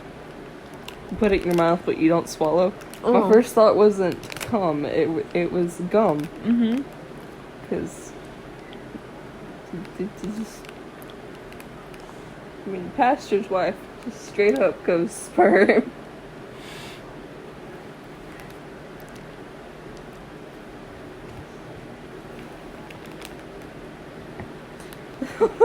How to pass a drug test.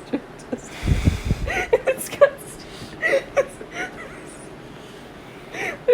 the picture is just Steve Harvey looking so done with this man grabbing his shoulder.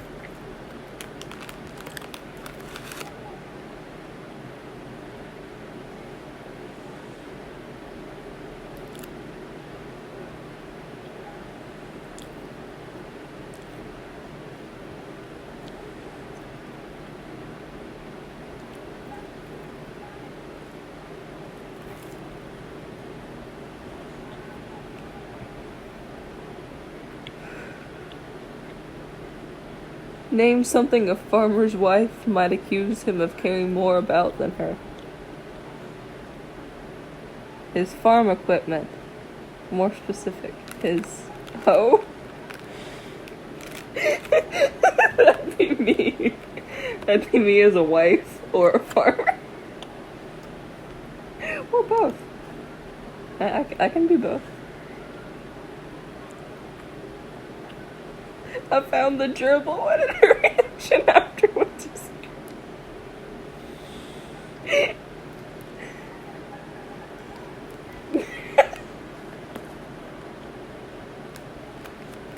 Name an animal with 3 letters in its name. Alligator. Yeah, I've seen that one before. I think you went over by, let's see, 6 letters. That has 9 letters, honey.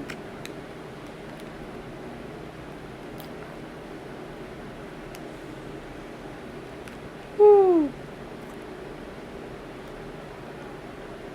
She doesn't even say anything. Megan, tell me something that you put in your mouth but don't swallow. Wow. You ever walked up to somebody and saw the look on their face and you just know? I walked up to her and went, wow. What is something you wish you had? A family? It's a pheromone! Oh my god. Name something people take with them to the beach. Turkey. What? I can imagine them stuffing like an entire turkey in like a living bag. turkey. In the picnic bag. Have you ever been to the beach, hon? First thing you buy at the supermarket, turkey. Something stuffed turkey. It's all the same, dude. Look at his face as it progresses.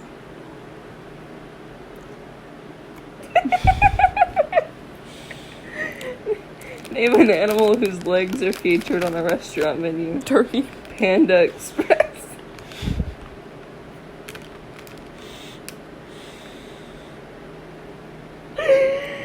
Oh my god. This is beautiful. Oh, I've seen that one. Name a kind of bear. Papa. Papa bear. Yeah, but Name something that can ruin a kiss. A mustache. That look of betrayal, though. Wait. That is... I had to keep it muted because I literally told you to keep it muted, man. maybe it's copyrighted though. Yeah, I know, that's why I muted it.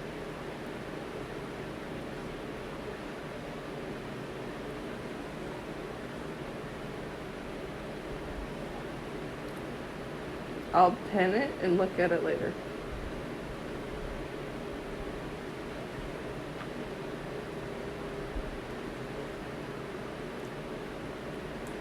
That way we can't get copyrighted.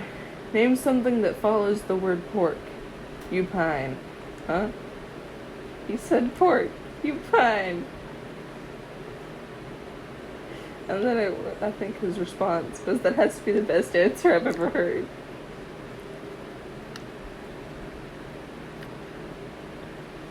Ooh, this one doesn't have the answer on it. But name an excuse that people use to not work out. I'm too busy. Mm-hmm. It doesn't have the answer on it, but I'm just asking you. I'm too lazy. I got it. He got mad because I asked to be on Family Feud. It took a second. When you were a kid, name something you used as a partner to practice kissing. My sister. Sister, audience loudly laughing. She's never going to forgive me for this either. It was answer number 5 on the board. Yep, well, you got 7 other people who gonna be in the same room in hell with you.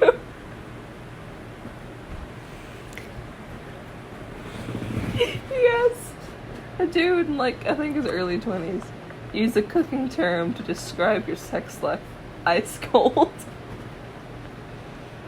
And he hugs him.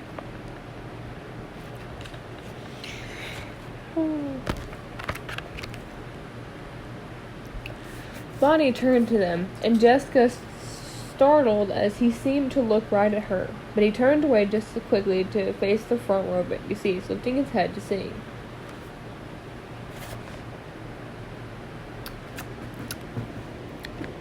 Let's see which. Oh, that's Jessica. It's strange seeing them like this, Jessica said, taking a step back to get a better view. Bonnie's foot tapped along in rhythm. His mouth opened and closed with song. There's no voice. There's no music. There's only a strange humming coming from the speakers and an orchestra of mechanical snaps and squeaks.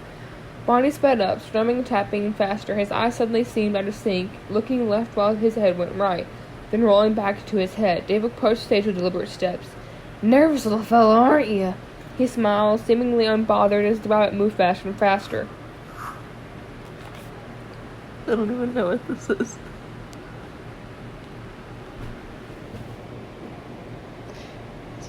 Hey, Lamar! Can you take it down a notch? Jessica called. Bonnie's arm began convulsing violently, his mouth opening but stuttering, his eyes throwing their gaze in seemingly random directions. What's the time, man? I just looked at the time with them. It's 12. It's 12:28. I just hit myself with the phone. Alright. Lamar, something's wrong! Jessica cried. Bonnie's foot jerked up with a sound like a gunshot, yanking free the bolt that anchored him to the stage.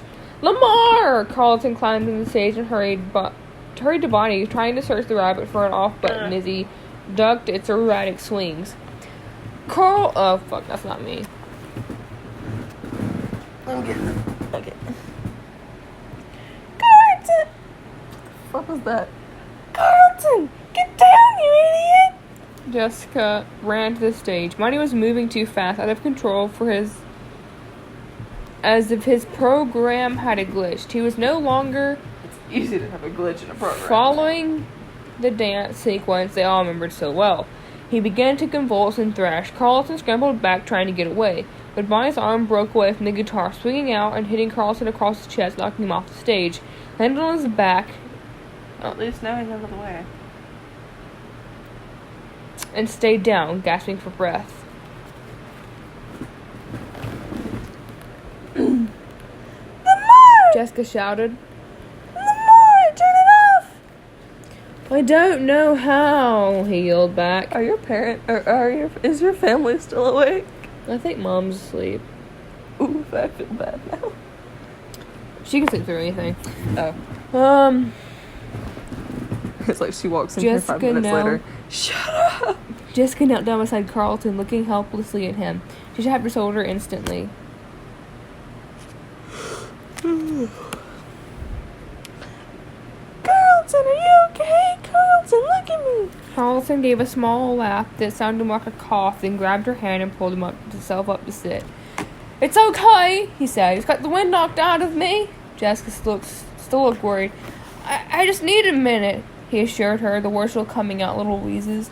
In the control room, Lamar pressed buttons after button frantically, but on the screen he could still see the bodies moving wildly and random, not responding to anything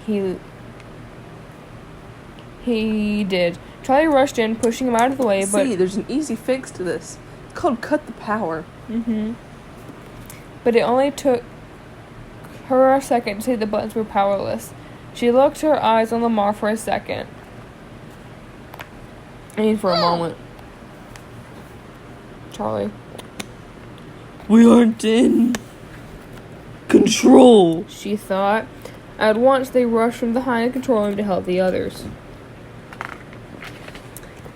Jessica screamed a short, high-pitched sound, and Marla and John ran to her. Charlie and Malar arrived seconds later. All the animals were moving now at the same fitful way. Seconds of their programmed movements at random with desperate, panicked air.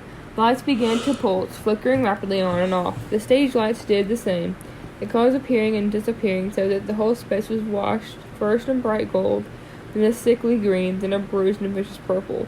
They blinked like strobes, and the effect was nauseating. The speakers blurred, brief bursts of static, cutting in and out like the lights, and beneath the static was the sound that they had heard the night before. The growling of a voice too low to be human, too indistinct to be speaking words. The group came together cautiously, not trusting their own senses. The lights throbbed savagely as Charlie walked towards her friend, but she could not be sure how far away they were or if they were right in front of her. They huddled in the middle of the floor, staring at the animals as they rattled and rocked as if they were their own agenda. Carlson got to his feet. Jessica watched him with concern, but he waved her off. "I told you I'm fine," he said, shouting to be heard over the imminent noise. Charlie stood up and... Okay, so I recently read this epic writing tip that would seriously help the scene feel less like it's drawing on and on and on and on. You use really short sentences for action scenes to make things seem faster and have a quicker pace. So it'd be short sentences, little description. You can still like feel what's going on, but it's happening fast enough you feel like it's kind of a blur, like it's supposed to be for an action scene. Unlike this paragraph of description of how the lights are strobing on and off. Charlie stood fixed to place and about to take her eyes off the animals.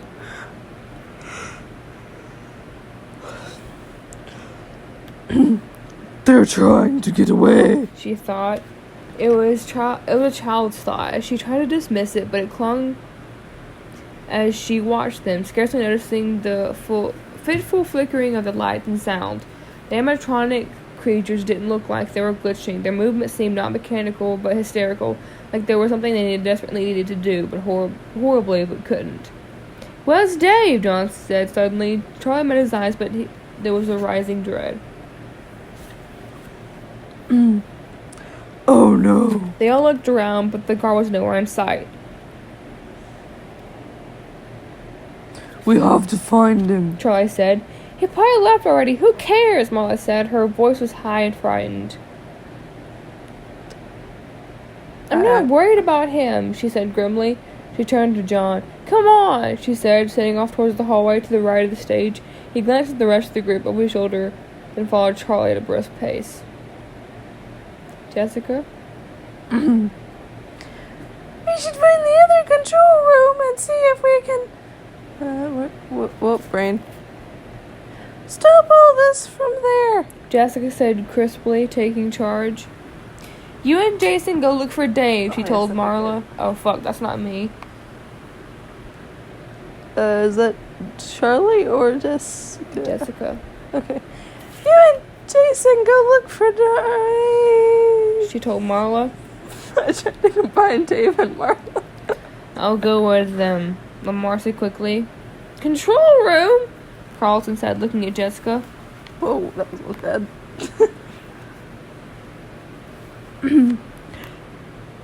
Control room! She confirmed. They all set off, moving slowly, then disturbing lights sorting the space in front of them, seeming to throw up obstacles that were not there, obscuring the ones that were.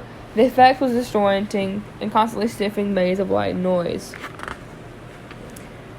"Ow!" Molly shouted and everyone stopped short. "Are you okay?" Carlton yelled. "Yes, bumped into the stupid merry-go-round," she called back. The speakers were momentarily noiseless, but they all shouted across a small distance if there were a cane set between them. In another hallway, Dave was moving towards a goal. Without the others to watch, he just moved fast, scuttling along the sidewalk, sideways, and darting his eyes back over his own shoulders from time. Wait, I'm probably going to do a countdown once it gets to like 5 seconds to 2 hours. Time to time to see if it's not followed. There was a large key ring at the belt of his uniform, but only a few keys hung from it. 4, 3, 2, 1. Yeah, 2 hours. He selected one, opening a door and letting himself into the restaurant's office. He closed the door quickly behind him, cushioning against the noise, even though the group would never hear this far away, with the notes between their own shouts and blaring of the speakers. He turned on an overhead light. It was steady, illuminating the room without a flicker. On the far wall, there was a tall closet flat against the wall, and he used another key on his ring to open it. Dave stood still in the open doorway for a long moment, breathing deeply. As he did, his back straightened and his hollow chest seemed to expand, drawing an uncharacteristic confidence from what he saw. An odd, thin smile on his lips, Dave reached without a fingertip, savoring the moment as he brushed the yellow fur. Jessica and Carlton hurried away down the hall towards the second control room, but Marla and the two boys moved more slowly, sticking their heads at the party rooms, the arcade. Then the arcade. The rooms appeared empty, but in the constantly changing light, Jason thought they moved on. It would be easy to miss just about anything. Having checked the area, Marla and Lamar headed back to the main room. "Where's Jessica and Carlton?" Lamar shouted over another burst of garbled sound. Best yell ever. Jason stopped and looked back. In a fleeting instant, he saw a rabbit outlined in the hall for a split second. As the lights flushed on him, then vanishing and appearing again in his place in the party room that he had just left. "Marla!" he shouted. "Marla!" His voice was shrill and agitated. She rolled around. "What? Are you okay?" "I saw Bonnie! He was there!" "What?" Marla went automatically to the stage. Bonnie was still there, moving back and forth in the same cold, spastic movements. "Jason, look, he's there. He can't move off the stage."